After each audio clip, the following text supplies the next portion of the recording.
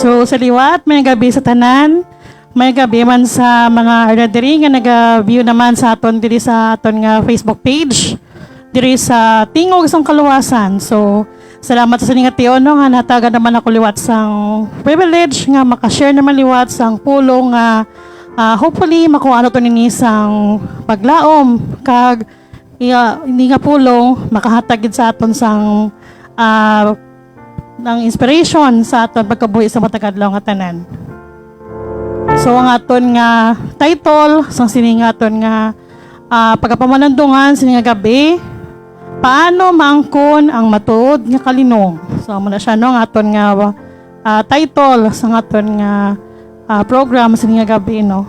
Kag ang aton nga ginko ano to ni siya sa verse nga aton nga pamalandungan, maging ko ano ton sa Juan Kapitulo 14, versikulo 27 nga nagasiling, hindi ka mo magbalibog kag hindi man ka mo magkahadlok.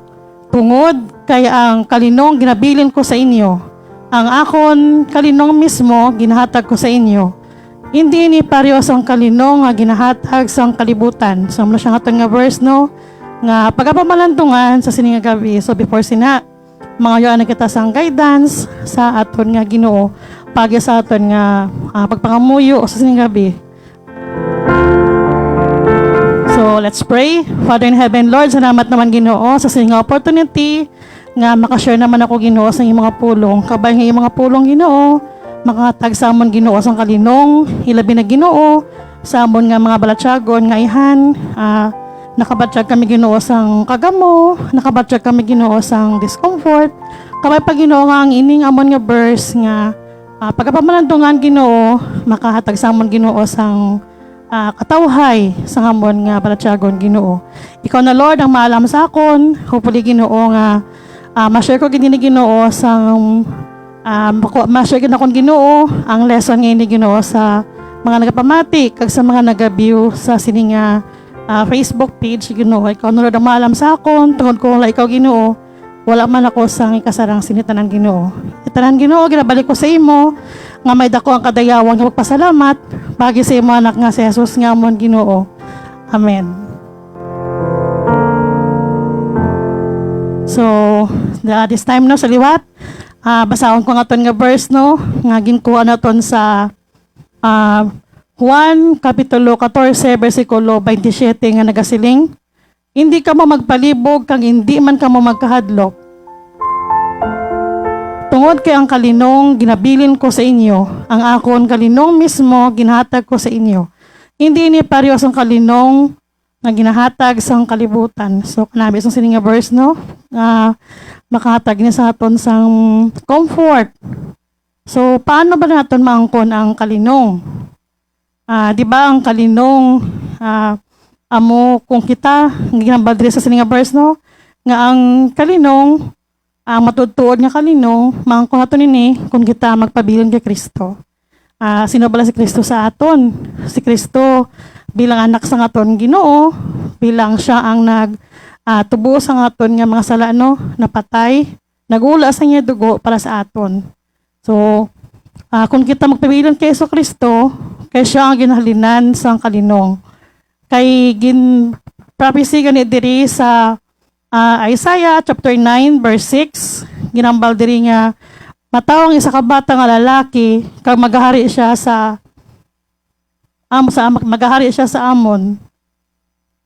Pagkatawgon siya makatilingalang nga manuglaygay, makagagahom nga Dios wala sing katapusan nga amay kag pangulo sang kalinong. So si Jesus Christ galino amo gali ang makahatag sa to sang kalinong, pareho sang iya ginhambal sang before siya before siya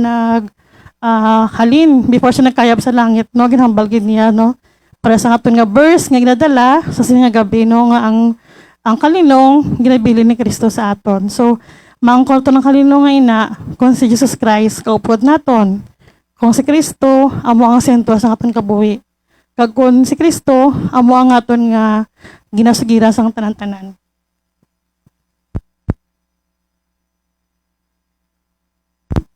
So, ang kalinong nga ina, ginbili na niya sa aton, kag ginhambal niya diri sa verse no, nga ang kalinong nga ibilin sa aton, hindi ini mahatag sang kalibutan. Kaya ang kalinong nga halin sa kalibutan, umalagi lang. Makaangkontod kita sang kalinong, iya sang kalibutan, pero matyagan ta daw kadasig lang. Daw madasig lang lipas ang kalinong. For example, kung may mga gera sa ibang nga mga pungsod, siling mo kung mag-istoryahan na isang about sa peace talks. Siling mo do ka, nakado ka namin, nakado ka tawhay do may kalinong na. Pero ano na makibot ka lang, mga ligad lang ng pila ka adlaw, or pila ka bulan, or seconds gani. Ara naman ang kagamo, mabalik na naman na siya. Amo na siyang kinalain sa kalinong, sa kalibutan, kag sa kalinong, nihatag sa aton nga Ginoo. So ano ba si Kristo para sa aton? Una,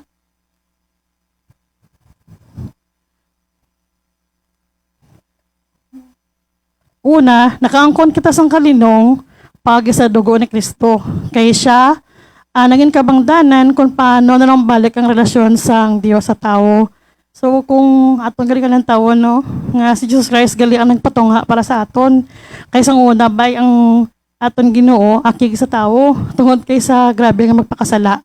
Amo na nga sang ginpadala niya, ang yabugtong anak, tungod sa gugma niya sa tao, kay gusto niya ang tao, manambalik sa iya, ginpadala niya yabugtong anak, agod nga ula sa niya dugo para sa aton.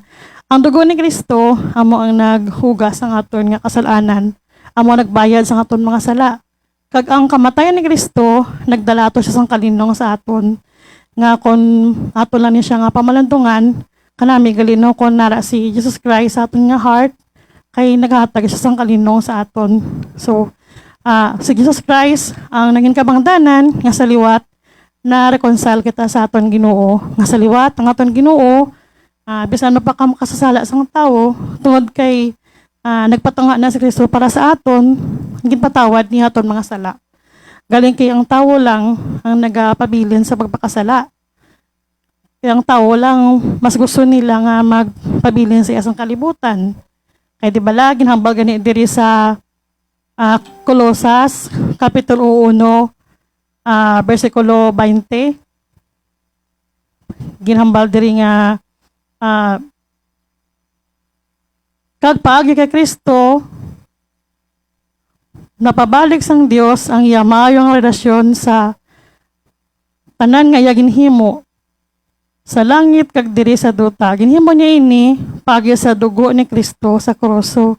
Tungod gali sa dugo ni Jesus Christ, napalambalik ang relasyon sa tao. So dapat thankful gali kita nga may isa ka Kristo nga napatay tungod sa aton. May isa ka Kristo nga mo ang nagpatunga sa aton nga sa liwat, napabalik kita sa Ginoo. Tungod kay ginahigugmas ang Dios ang tao, ginhatag niya yabugtong anak. So hindi naton matakos kung ano kadakos ang gugmas ang Ginoo sa aton. Nga kung ayhan, kung kita lang siguro hindi ginaton mabalaan kung ano aton nga himuon. Pero tungod sa mga ginpamulong ni Kristo sa aton, dili ta makita kung ano kadakos ang pahigugmas ang aton nga Amay sa aton. So paano nato nila makangmangko ng kalinong? Patunon ta si Kristo sa aton nga kasing-kasing himunot at batunon naton siya. Batunon naton siya bilang aton nga maluluwas. Magangkon kita sa personal nga relasyon sa iya. Hinusulan ta aton mga sala. Kag dira maangkon nato ng kalinong nga naghalin kay Jesucristo.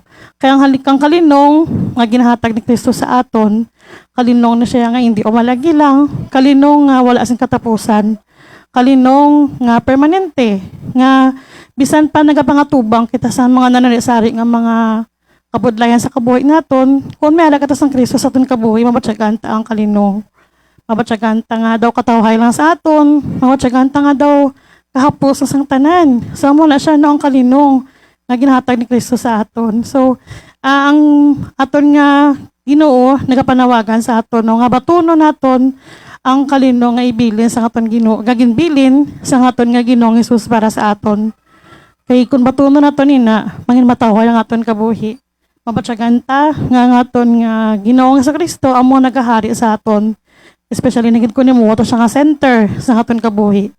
Tuod na siya kay ako mismo nakabatsyag sang kalinong. Bisa sa akon sang time nga ako nagagiman sa mga struggle sa kabuhi na ako. Nga siling ko, ayhan kung wala ako sang Kristo sa kabuhi ko, ayhan wala ako nakahangkon sa kalinong. Sino wala magunahon, no, nga magyan ko amo sa to nga krisis sa kabuhi ko. Ayhan, ang mga iban sa to, grabe ang depresyon niya, grabe na ang kasubo. Siling ko kung mabatsagan ko na, anong matabo sa akon. So ang himo ko, nagpangayo ko sang nagpray ko sa Ginoo nga buligan ko niya nga tagaan niya sang kalinong ang heart nakon. So mo na ginatag sang Ginoo sa akon ang kalinong. So mo na no nga kun batunon ta lang si Kristo kun kita magpabilin sa aton Ginoo mabatyagan ta gid ang kalinong ay hatag niya sa aton. Nga bisan ano pa nga mga kapiot sa aton nga mga nagyan sa gihapon ng Ginoo nagaupod sa aton. Kun kita magpanambalik lang sa iya, kung kita magpasakop lang sa aton Ginoo. Kaya nga aton nga Ginoo, hindi ka na makataka sa baton sa aton. Pagbaton sang iya nga doa kamot sa aton. Kaya mo nagusto sang Ginoo sa aton nga iya mga katawhan manumbalik sa iya. Amo na nga di ba sa subong wala pa gani si Jesus Christ nagbalik. Tungod kiti gusto pa sa aton nga Ginoo nga ang mga katawhan magbalik sa iya. Hindi siya gusto nga maabot ang panahon nga ang mga katawhan magtalikod na sa iya.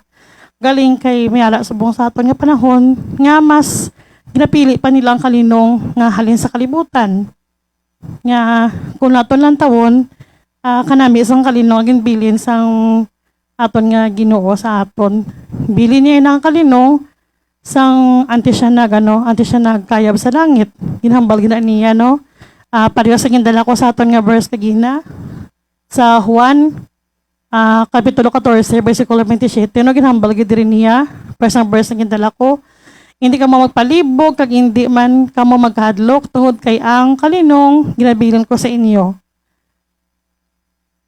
Ang akon kalinong mismo, ginahatag ko sa inyo. Hindi ini parehas ang kalinong, nga ginahatag sang kalibutan. So, kanami, no, kung mabatian mo galingin nga verse daw, makasinig ka man nga tuod, no, nga, kung batunon ko lang gali si Jesus Christ ka sa heart na kon makabatsa ko sang kalinong. Kay kita, human as we are, meron ka tayo sa mga kahadlok mo, meron man kita sang mga ginapaligban. So, kung may kahadlok, may ginapaligban sa mind ni mo, ayhan, makaangkon ka sa kalinong, hindi bala. Kung may mga ginapanomdom ka, nga daw, hindi ka hindi kung maano ka, di ba wala ka sang kalinong. Pero kung inagali, surrender mo sa Ginoo, itugyan mo kay Kristo ang tanan, tapos himuon mo siya nga sentro sa imong kabuhi, i-embrace mo siya bilang imo nga Ginoo, makabatsyag ka sang kalinong. Nga na balang naagyan mo man na ang mga uno sa kabuhi nimo, pero makibot ka nga dugay-dugay, tapos na. Masiling ka nga, ay salamat na lang pasan ko tanan. Ibisan ako amo na sang time nga nag-agi ko sa krisis sa kabuhi na akon. Sang time man na lang pasan ko, nakasiliman ko sa heart na akon, nga siling ko, I thank you Lord na napasan ko to tanan. Nga, agin pamatsyagan ko sa heart na akon, kung bala, may paghinulusol ko. Pero wala. Kay, ginabligan ko sang Ginoo. Napatsyagan ko ang Ginoo, nagupod siya sa akon. Kay, before sang atong natabo, nabasahan ko to balang verse nga, may verse ko nga nakita, nga ginhambal niya sa, ang isa saging kaptan ko mga verse, no? Sang time nga ako nagagisang amo itong krisis, ginambal, nabasa ko itong verse nga, nakambal siya sa 1 Peter, chapter 5, verse 7, nakambal siya nga, itugyan ninyo sa iyang tanan ninyo nga paliligban, kaya nagkakabalaka siya sa inyo. So, amo to nga time, itugyan ko sa Ginoo, kasi rin ko, kung ako lang, wala ko sang memahimo, wala na ko sang kasarang, kung ako lang, kasi kung ako lang makabatsa gid ko sang ma-depress gid ko, masubuan gid ko. Pero sang ginhimo ko to, nga gitugyan ko sa Ginoo ang tanan, dito na batsyag na ko sang peace, nakabatsyag ko sang katawhay, sang heart na kon. Kag mabatyagan mo gid gali nga ang kalinong ko nala ka sa imong sa Ginoo, kung may Ginoo ka sa kabuhi nimo, permanente. Nga bisan ano pang mahimo sa mga tao sa imo, pati imo nga patience, ano man, nagalawig. Tungod kay may peace ka sa heart nimo.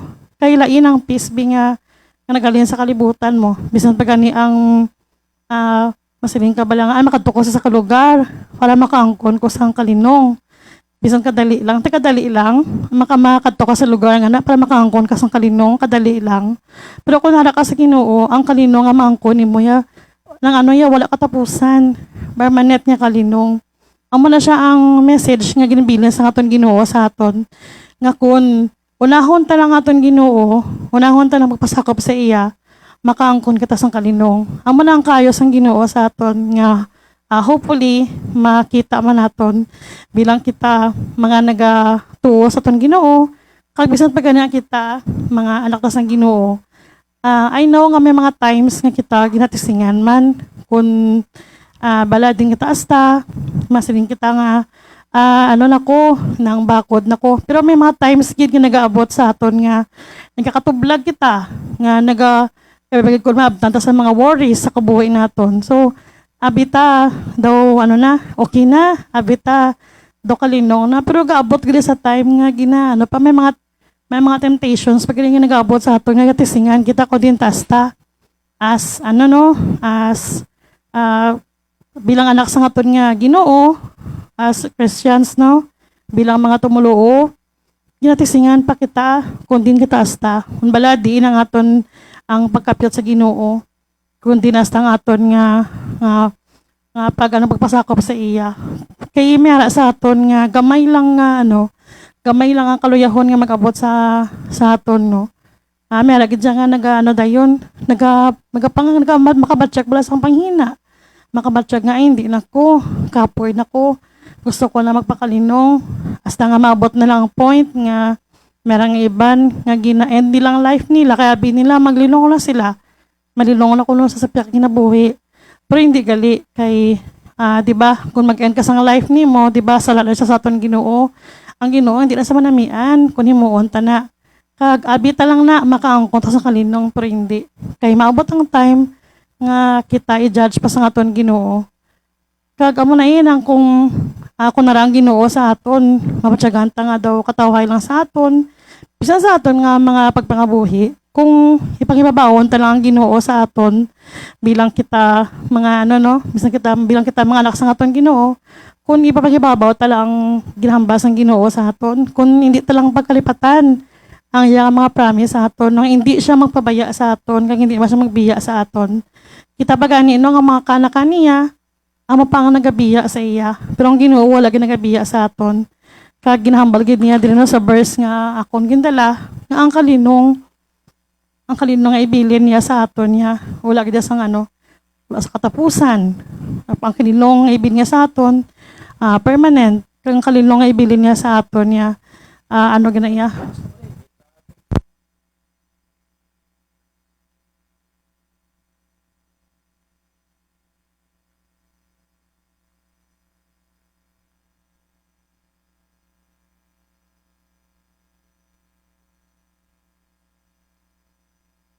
So, okay no? Padayon kita. Ang kalinong maangkon naton sa aton Ginoo, wala sing katubtuban.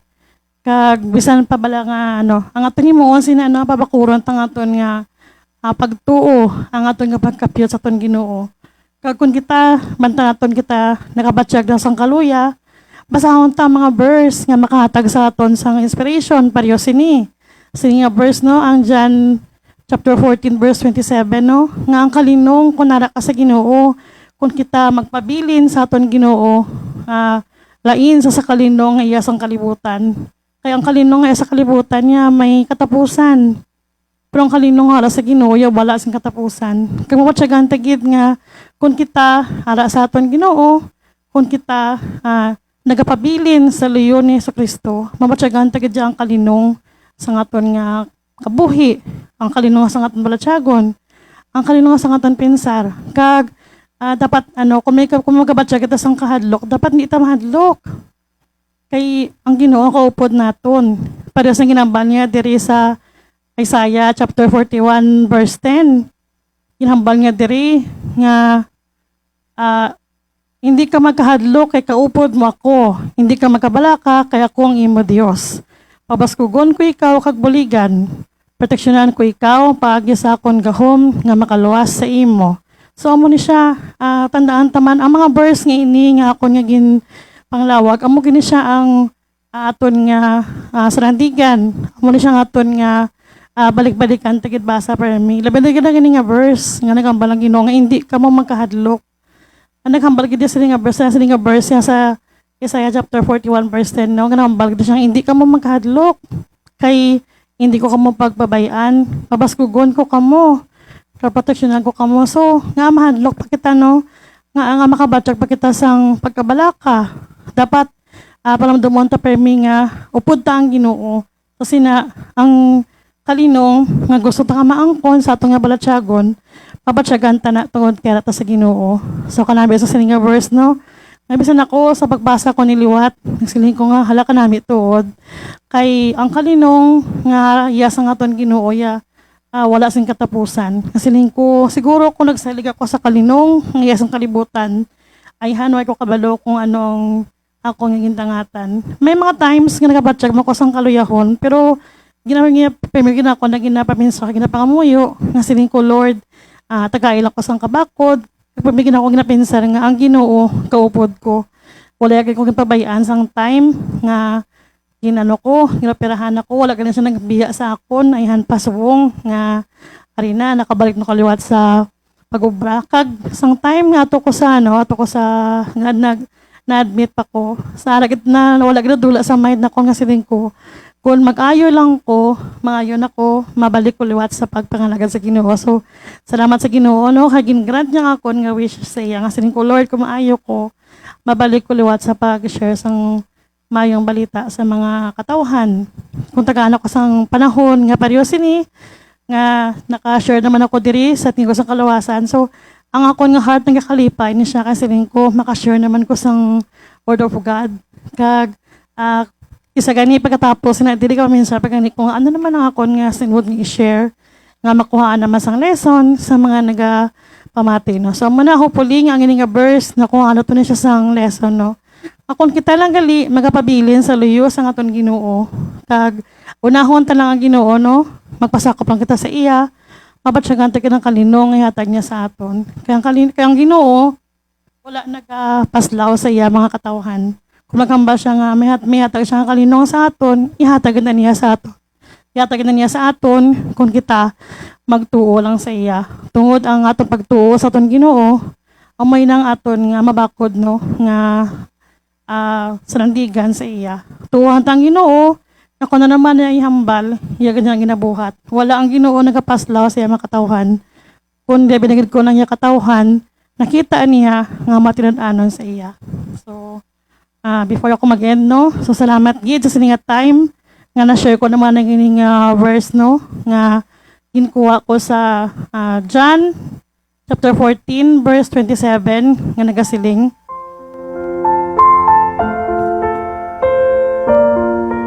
Hindi ka mo magpalibog kag hindi man ka mo magkahadlok tungod kay ang kalinong ginabilin ko sa inyo.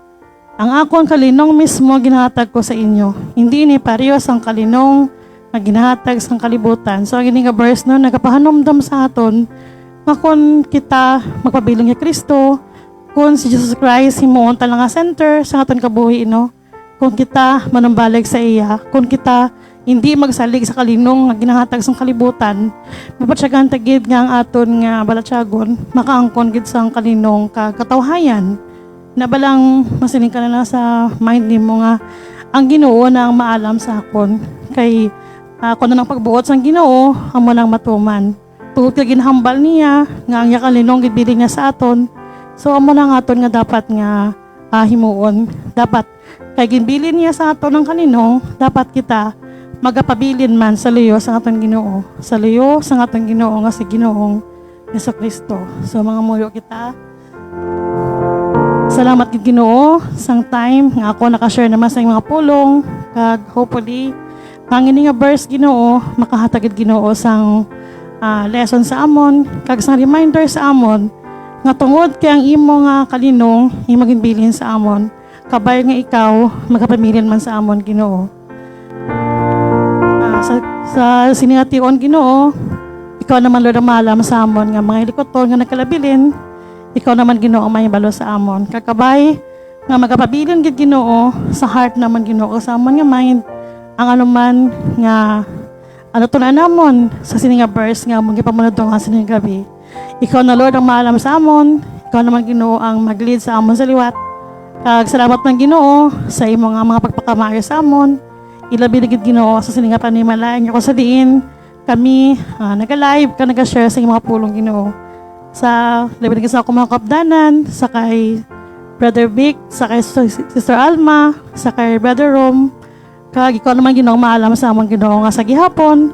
Magapadayon kami Ginoo, kag tagay kami Ginoo sa gihapon sang kusog, agod nga sa gihapon, magapabilin kami Ginoo sa imo. Kag kabay pa Ginoo, nga ikaw magapabilin man Ginoo sa sa katagipusoon sa mga nagapamati sa siningation Ginoo. Wala kami Ginoo sa sarang mahimo Ginoo, kung wala ikaw sa amon Ginoo. Takos nga dayaw pasalamatan Ginoo sa kayo katutom ni masamo tanang Ginoo.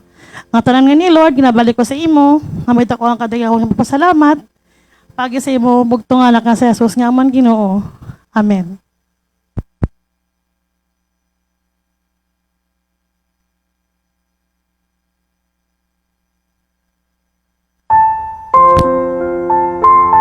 So, Madam Bugid nga salamat Sister Joy sa mensahe nga gindala mo subong gabi.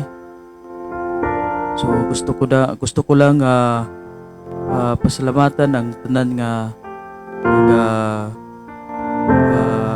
view sa Facebook live no sa tingog sang kaluwasan. So may pag kita no ang ining live naton ina-post ni naton sa YouTube channel no tingog sang kaluwasan man. So kung gusto ninyo nga review, balikan ninyo ang ginapamatian ninyo ara lang sa YouTube channel no. Di lang ka mo magkalipat sa subscribe no. I-share nyo sa inyong mga friends no. So madamogid nga salamat sa inyo kag mayong gabi.